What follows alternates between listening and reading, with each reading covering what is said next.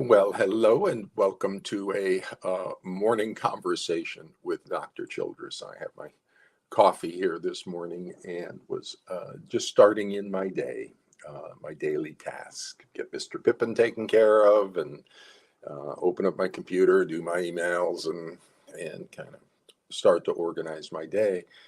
And then began my tasks, which is essentially over the next couple of weeks, I'll be going through line by line reviews of a couple of mental health reports, as well as doing summary and analysis reports on line by lines I've already completed.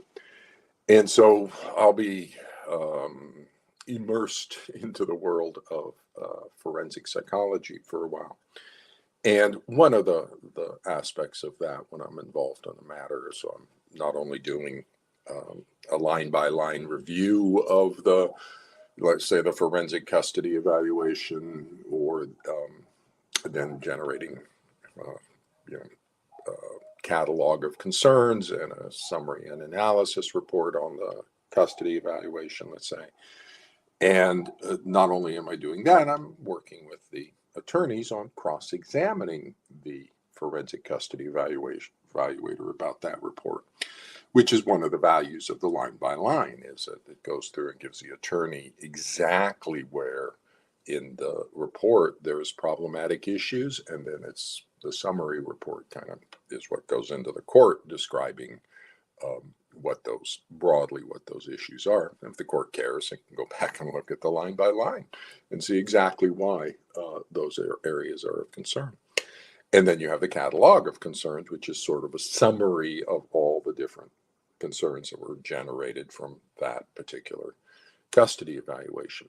But then they also have to face cross-examination for their custody evaluation, and that's where the assisting the attorney on the various lines of cross-examination.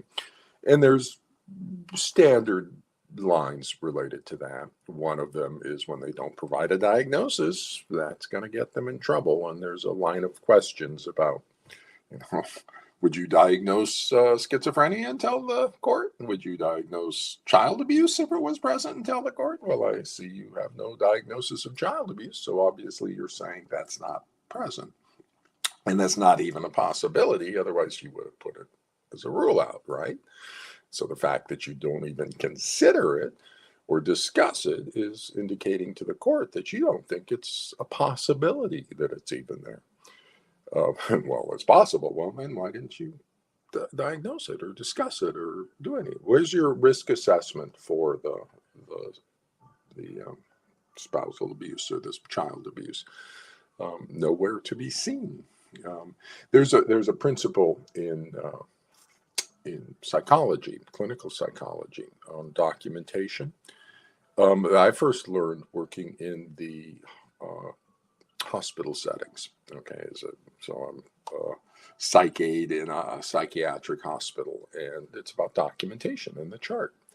And the documentation principle is, if you didn't chart it, it didn't happen. Okay, so if it's not in the medical record, if it's not in the chart, it didn't happen. So if you have a suicidal patient and you didn't chart that you did a suicide assessment and what the results were, then you didn't do a suicide assessment. And you can say later, well, yes, I did, but no, you didn't. Not if it's not documented, not if it's not in the chart. So if you didn't document that you did a risk assessment for child abuse or a risk assessment for spousal abuse, you didn't do it. That's just documentation 101 in psychology. And they got a big custody report. But here's the broader thing. And here's what I wanted to just kind of unload and document or tell you parents about or enlighten you as to where we're headed. Mental health people too. I'm telling you where we're headed, so you can either get in line with solutions or you can continue to be the problem. And so what happened with the forensic psychologist is they experimented on you. It's an experiment, and they boast about that. That's where their writings, I'm going back to the writings 27, 2013, and going back into their foundational reason for existence. And they indicate they separated from clinical psychology. Um, and they do something different because they assert that, and this is Stahl and Simon and Picard and all the forensic custody evaluators who developed this experimental approach. They argue that clinical psychology is biased in our subjectivity. Now, that's not true. Okay, that's a false statement that clinical psychologists are biased because of their subjectivity. That's a straw man. It's not true, but they used it to justify their existence as supposedly being objective, which is also a false statement. Their reports and their mindset is not objective.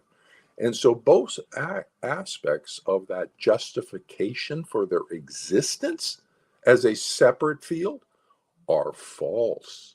They are wrong. Everything about this pathology is a lie. Clinical psychology is not biased. We diagnose and treat pathology. DSM-5, that's not bias, that's applying knowledge. And forensic psychologists are not objective. They are tremendously biased and they have no controls for the bias.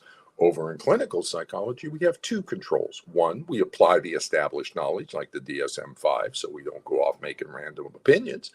And second, we consult, second opinion consult. We do that all the time.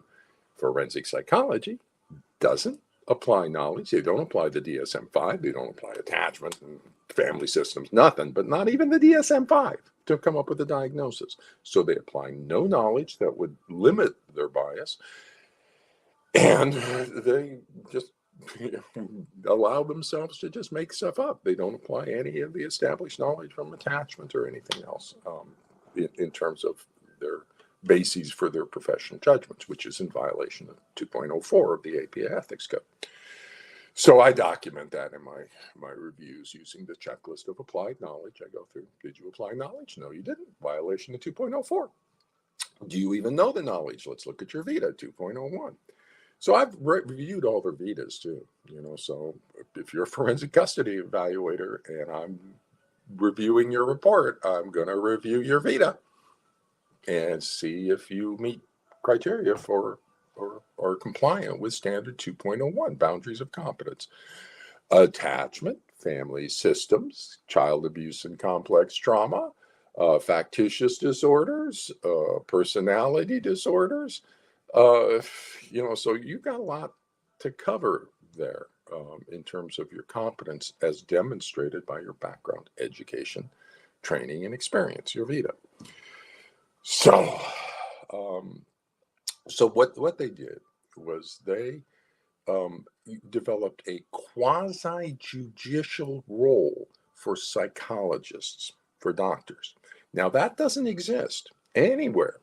Okay, there's no quasi-judicial role for a doctor, for a psychologist, but they developed one, a special new role specifically for the family court. So that's an experiment. Okay, that's an experimental role. And they say as much. They say, we're leaving clinical psychology. Clinical psychology does something different, and we don't agree with that. We're going to do this objective new approach that we are just simply making up and developing this new role of the quasi-judicial role for a doctor with a new assessment approach specific to that role.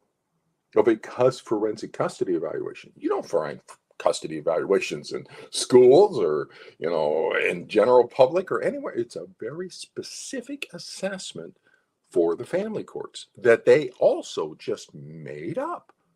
And so it has no foundation in any assessment procedures from actual healthcare or clinical psychology or treatment or anything. They just made up a new role and a new assessment approach for that role. And it is awful. The role is wrong. Doctors should always remain doctors. We are not mini judges. Judges can decide on custody schedules just fine. They don't need doctors telling the judge what to do about custody schedule. What the judge would benefit from is knowledge about the pathology in the family. Is there child abuse by which parent? And how do we fix it? That's the information that the court would benefit from. Is there child abuse and how we fix it? That's a doctor role, not a judicial role. And so the doctors the forensic psychologist did a very, very bad thing when they left the role of being doctors to create a quasi-judicial role. Now, I would offer that it was coming from their own emotional and psychological needs. They don't feel comfortable with psychotherapy and healing. They do feel comfortable with judging. So they want a role in the family courts where they are allowed to judge the parents. Which parent deserves to be a parent? That's their own emotional need to judge parents, not from any professional need to be helpful to the court or to the families. They are definitely not helpful to the families and the children, and they say as much. They say explicitly that they are not, their goal is not to be helpful to the parents and children. So they are not helpful to them. And they say, we're supposedly helpful to the court in its decision making around child. I would offer the court doesn't need your help on decision making around child custody. What the court needs is information about child abuse and what to do, how to fix the things in the family. Treatment, diagnosis, and treatment is what the court needs from the doctors. So the doctors, I would propose all of the forensic psychologists, and they have names, you can pick them out, Deutsch and Saini and Picard and Droids, and just pick one, okay? All of them did a very bad thing in experimenting on children and parents in the family courts without telling the parents and children and court that this was an experimental new role and an experimental new assessment approach that has no validity and no reliability to it. It's just the opinions of a single person based on nothing. So it's an awful, awful assessment approach. So they didn't inform the court about that they're doing an experiment. They didn't inform the experimental subjects of their experiment that this is an experimental new approach that they're trying out on them. And they didn't offer the parents and the court an alternative to their experimental new role and experimental new approach of classic clinical psychology, classic healthcare, diagnosis and treatment.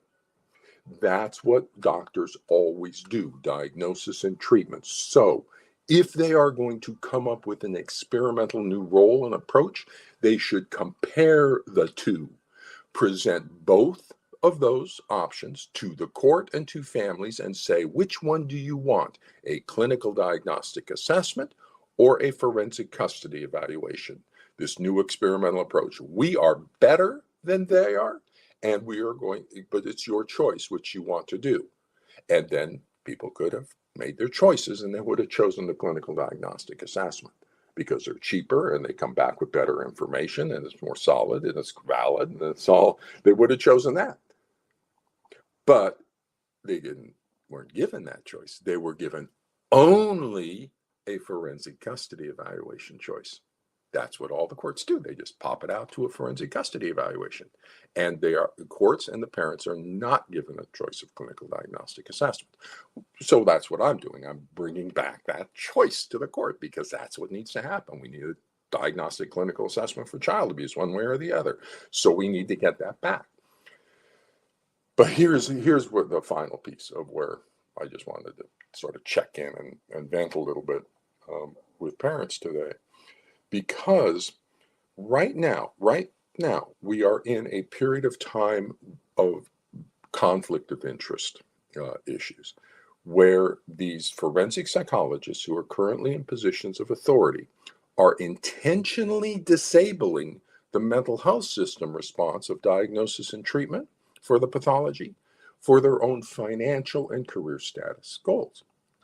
Because if the forensic psychologists admit, and it's an admission, I mean, it's like clear their custody evaluations don't work. It's clear that they are massively flawed. This whole experimental approach they tried is a complete failure. However, if they admit that they failed, so that we can return to diagnostic assessments and solve the pathology and fix the problem, if they admit that, they have to leave the courts because they failed. Okay, you guys are awful, unethical, and did all sorts of bad things, and the only thing they know how to do are these forensic custody evaluations. They don't know how to do a clinical diagnostic assessment of the pathology because they haven't been doing it for 40 years. Okay, so they don't know how. So they're ignorant, incompetent, unethical, and failures, demonstrated, documented failures. These psychologists with names.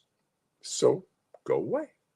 We need new psychologists coming into the field who are ethical, who are competent, who are capable of diagnosing accurately and effectively treating the pathology. We need those psychologists back into the family courts, not the ones who cannot diagnose it, cannot treat it, and are biased and have destroyed the lives of thousands of children and parents. Okay, if you believe a shared delusion, you become part of the shared delusion. You become part of the child abuse. So these forensic psychologists have been part of the child abuse. They have been covering up the child abuse by not diagnosing it and telling the court. They need to be gone, gone, gone, gone, gone, gone. But they don't want to go away. And they don't do clinical diagnostic assessments. The moment they start, they admit they were a failure, and then they have to leave. So there's a massive, massive conflict of interest right now within forensic psychology and professional psychology, where there are psychologists with names who are intentionally disabling the mental health system response to the pathology in the family courts, diagnosis and treatment for their own personal, financial, and career status gain.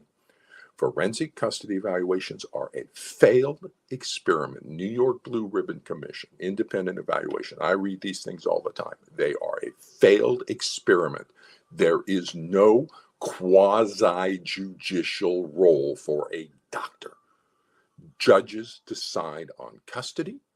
Doctors diagnose pathology. Those are two separate systems. If we try to get judges to diagnose pathology, that's a boundary violation between the professions. If we try to get doctors to decide on custody, that's a boundary violation between the two systems and two professions. Each one needs to do their role. And when doctors do our role of diagnosing and treating, that allows the court to do its role of making its decisions. When the doctors stop diagnosing and treating and stop being doctors, then the judges have to be doctors and start diagnosing and treating, and everything gets all messed up. There is no quasi-judicial role for doctors. Doctors need to diagnose and treat pathology. That's what we need to do, and we need to get back to doing that. Clinical diagnostic assessment. I can return a clinical diagnostic assessment in 4 to 6 weeks for around $2,500, $25,000 to $5,000. Now you add a second opinion on that for telehealth. You add another $5,000, depending on who you get as your second opinions. But each party should be allowed to appoint a second opinion on the clinical diagnostic assessment. We can do that. Look, telehealth. And so we get second opinions on the clinical diagnostic assessment, 4 to 6 weeks. We're looking at DSM-5. We're looking at very specific diagnoses. Is targeted parent abusive in some way? Let's diagnose that and figure that out, causing the child to want to flee that parent, the child rejecting the parent.